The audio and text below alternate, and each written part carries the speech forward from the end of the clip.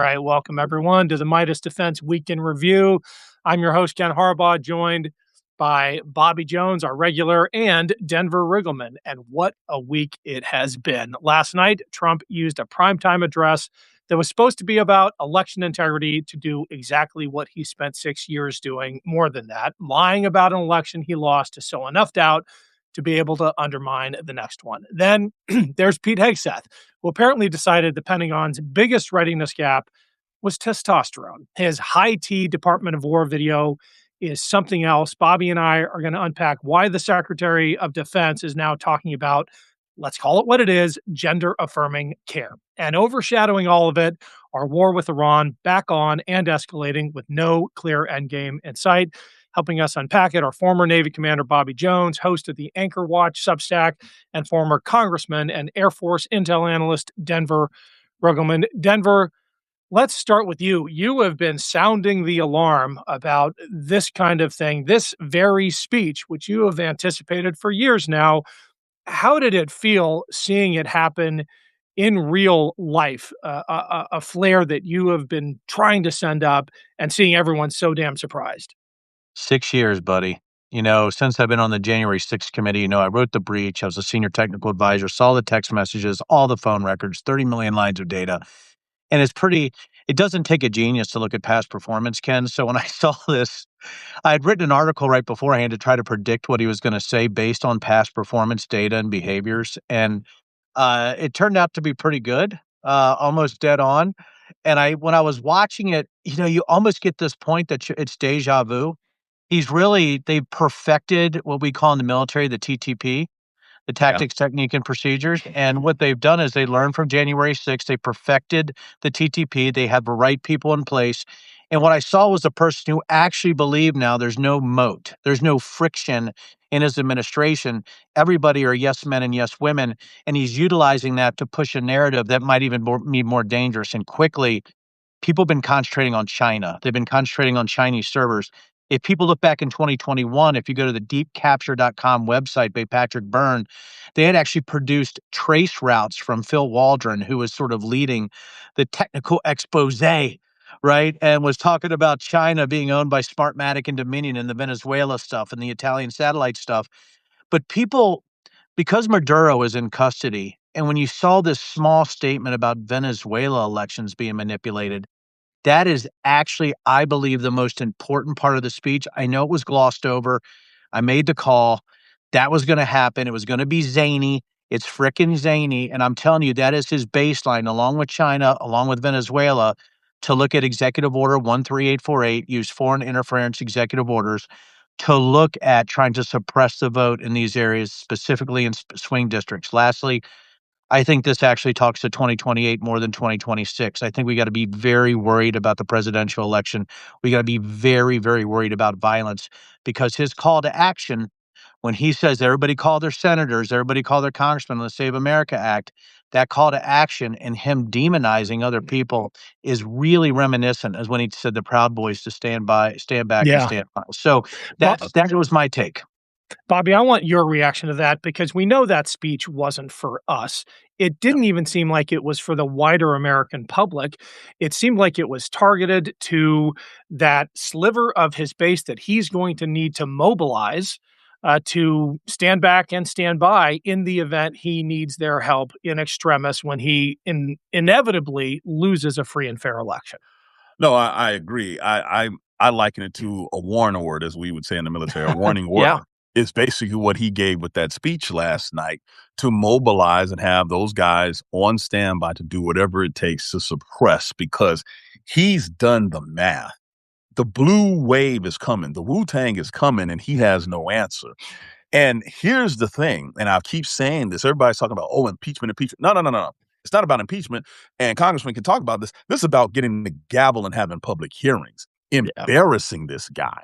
And that is what really matters. It's not about the legal stuff. He put that behind a curtain and this, that, and the other. But no, for people to have, for example, Epstein victims front and center testifying and saying his name in the same sentence. This is the stuff that he's afraid of, because it's all about image. If it was about substance, we wouldn't be going through this. The other piece, too, is They have worked systemically to dilute the voting power of who they believe will be blue voters. Make Yeah. no mistake. And if that means using ICE as a modern Gestapo to enforce election purity, then so be it. But all of that was to lay out the argument. And Bannon has said this, Steve Bannon has talked about this for years about how to basically create a third Trump term within the legalities that they see they can get away with. That's all yesterday. Yesterday was the Warren Award from a military standpoint for all of us to stand by. So I agree with the congressman, man. We need to be ready for 26 and 28, not just the thing in front of us, but strategically 28 as well. Denver, did you take any reassurance at all from the fact that a couple major networks chose not to broadcast it? The pushback was immediate and loud.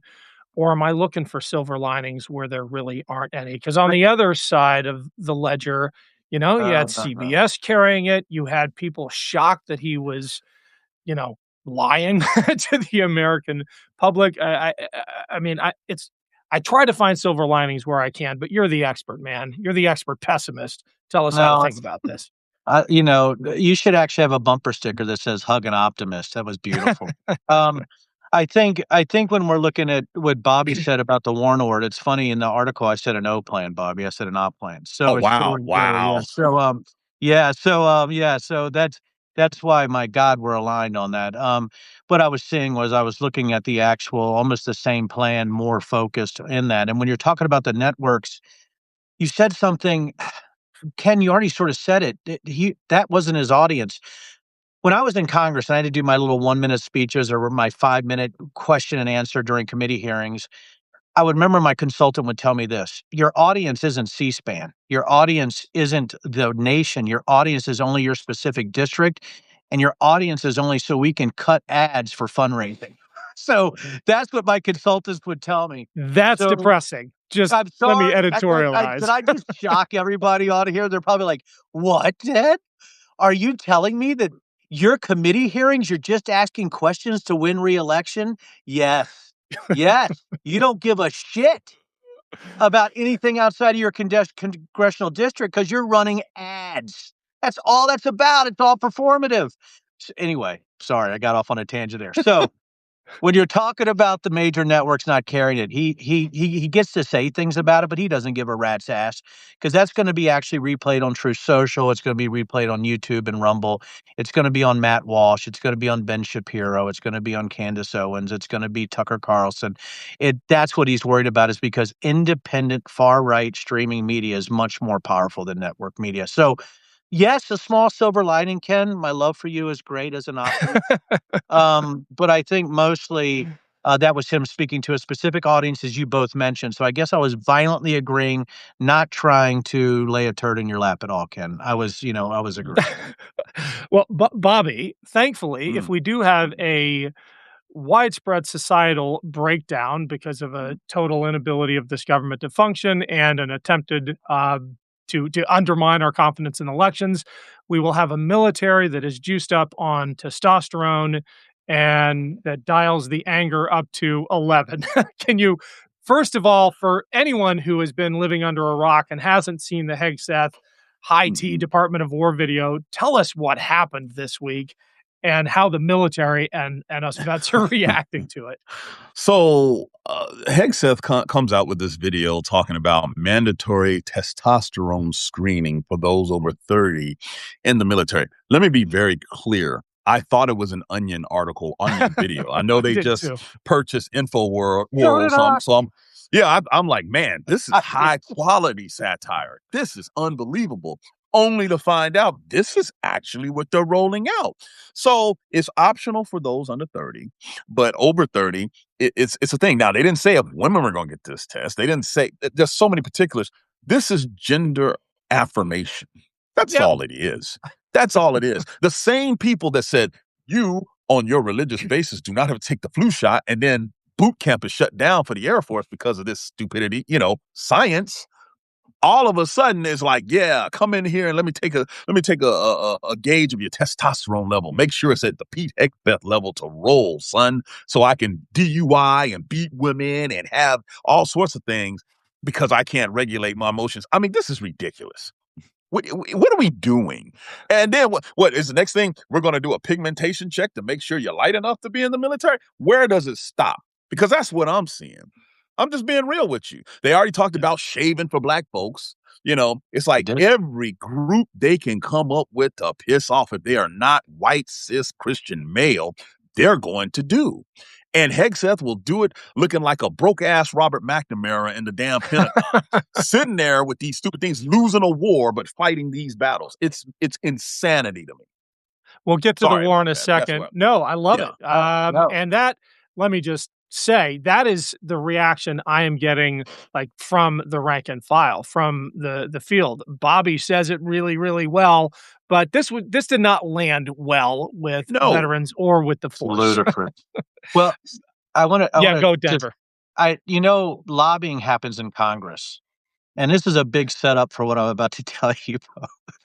But lobbying happens in Congress. I'm wondering if the testicle tanning lobbyists for testosterone that Tucker Carlson pushed actually got to the Department of War and Department of Defense. So I'm thinking that we're going to have a line of individuals, right? A line of men. They're all going to be naked because that seems All right. what Pete Hegseth wants, and then they're Keep just it going to PG. testicle tanning apparatuses completely lined up for the Department of War. I think that's what we're seeing here, guys, is a lobbying effort, and I'm very sad that lobbying has taken over our Department of Defense. Good God. All right. I got a messaging question for either of you. I mean, I understand adding new profiles or regimes to military tests. It happens all the time. The force has to adapt to new threats. And most of those aren't accompanied by a force-wide announcement by the secretary. I mean, this was actually a message to the American people. That's what's so weird about it. The fact that he thought it was necessary to deliver a 3-minute speech about high testosterone.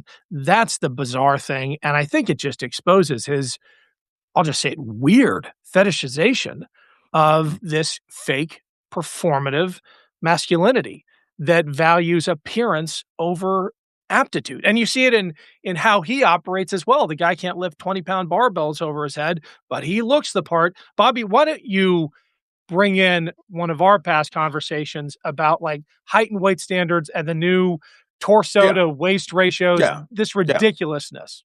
I mean, the reality of it is he wants something from a 1943 recruiting war poster where there's a square jaw, crew cut white dude that points and creates this triangle.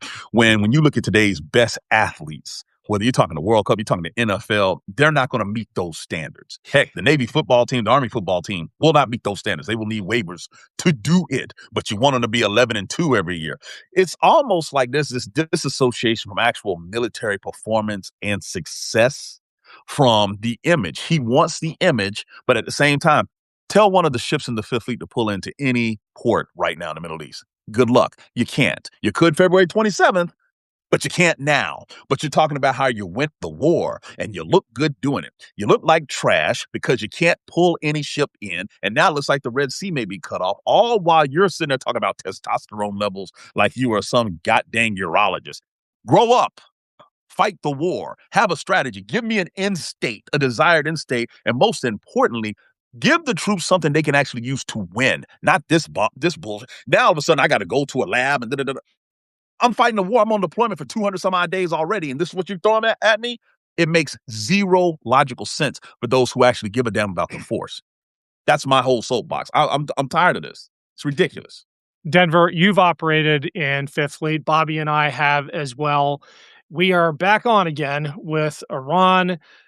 We claim to be opening the Strait of Hormuz, but rhetoric and reality are two different things that this administration never seems to be able to reconcile. Where are things now with the Strait vis-a-vis Iran? What are the wild cards that you see? Oh, I think the first wild card. This is, by the way, about lobbyists. I also think the acne lobbyists got to the Department of War too. Anyway, so here's the thing. Whether on purpose or accident, the red flags I'm seeing is when you're seeing the stock market manipulations, or when you're seeing the gyrations in the stock market. Mm-hmm. But you're also seeing the self-dealing. I think what people keep forgetting, we're talking about foreign policy, as something that's being done by professionals, or foreign policy is something that's being done for the good of the United States and the citizens therein. The foreign policy is specifically about self-dealing. It's about corruption and profit and how that actually rolls into what's happening in Iran. When you look at the Trump boys with their drone ownership, the military industrial complex downflow, right, or the downstream that they have right now, they're investors in Anduril, Palantir, Unusual Machines, Power Us, Extend, right? And you're looking at them also being part of Peter Thiel's Founders Fund. They have their own funds called 1789 Capital and American Ventures. And I've tried to bring this up that whenever you just see these decisions happening, it's based on some kind of downstream profit motive, or it's based on something spontaneous from almost from a madman. But all of that is they're looking at his decision making. There's manipulation of the markets underneath, whether it's on accident or purpose. That's the thing. I don't even have to ascribe motive. The tripwires are that all the decisions being made right now are not based on real foreign policy expertise.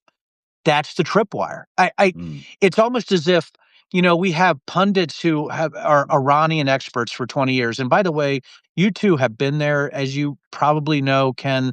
I tracked Soleimani and Iranian to Iraqi resupply for IEDs with the Counter IED Operations Integration Center from 2006 to 2007.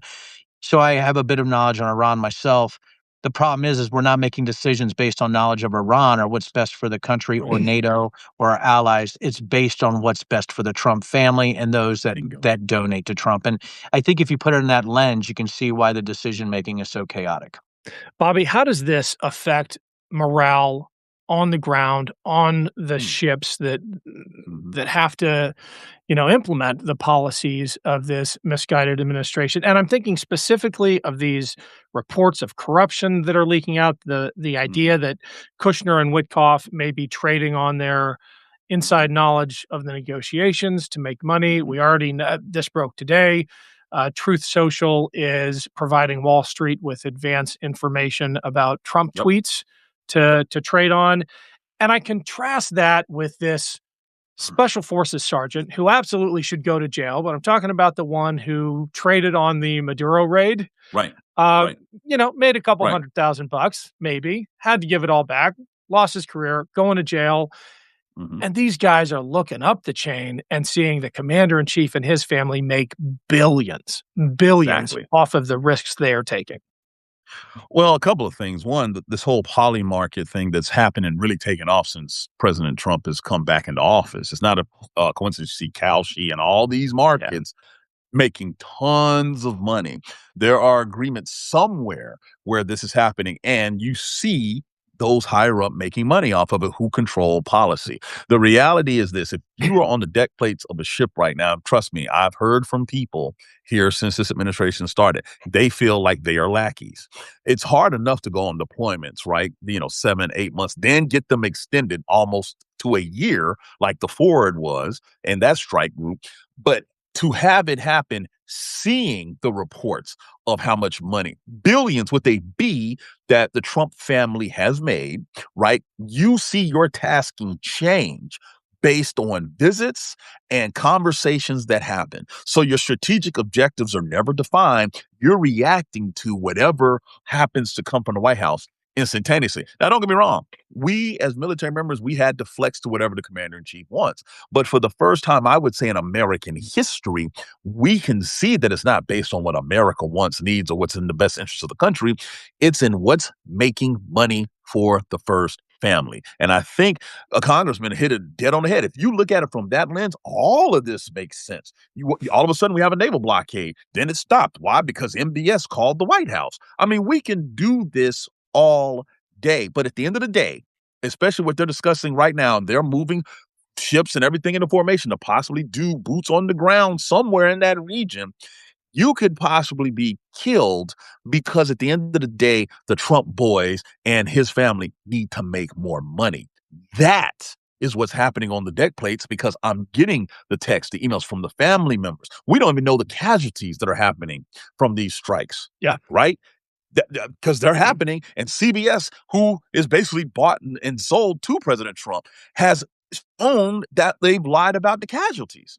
So all of this is for what is the question? If you look at it from that point of view that the congressman just said, it makes sense, unfortunately.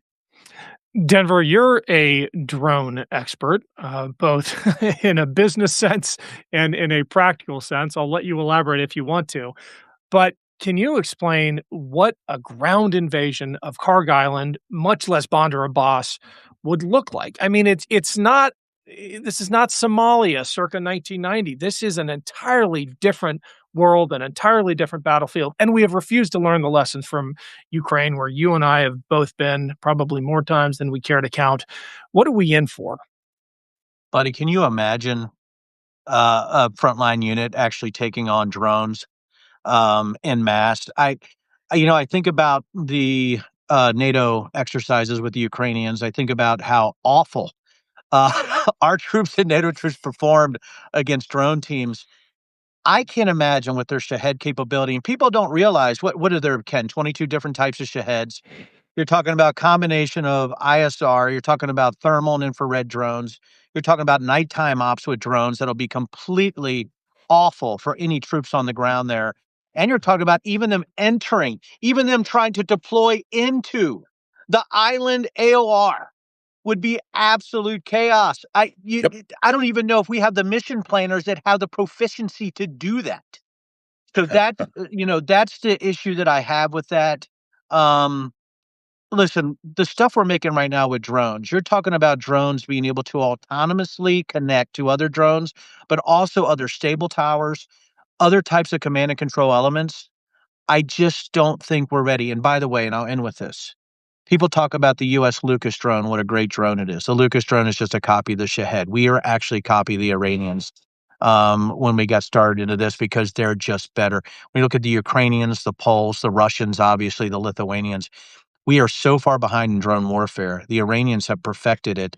I have a feeling that if we tried to do that at this time, our casualty rate would be absolutely astounding.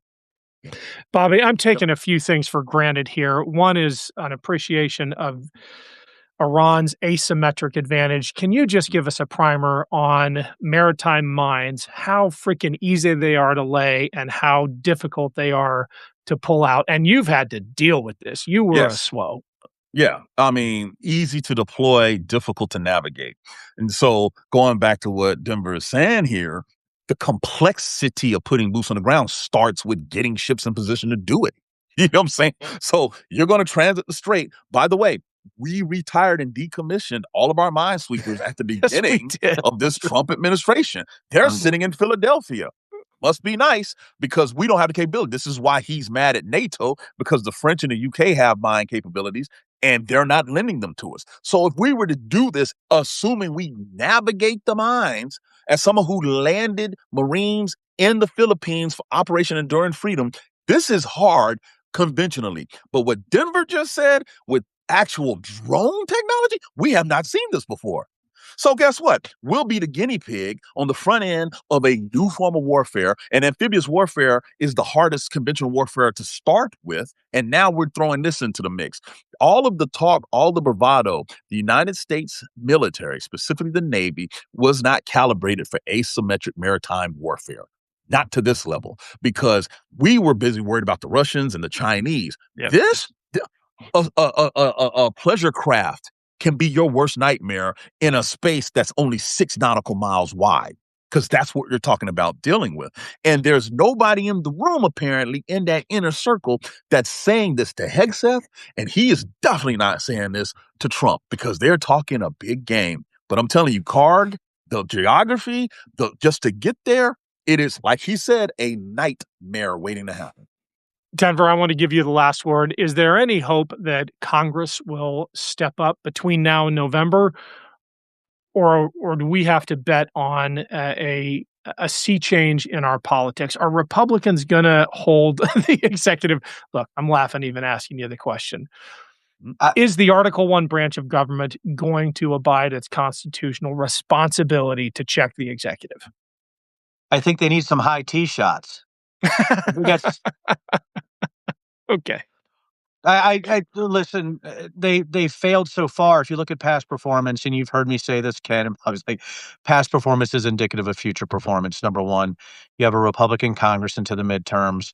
Their whole thing is now about actually satisfying their districts, which means they're looking at Trump's favorability ratings and making sure they're doing exactly what he says for the fundraising, through primary season into the general. So no. And I think also when you're talking about those in the room, and it's interesting to hear Bobby say that those in the room, when I talked about ineffective mission planning, we've already seen past performance with how badly we did with drones at the beginning of the Iranian conflict.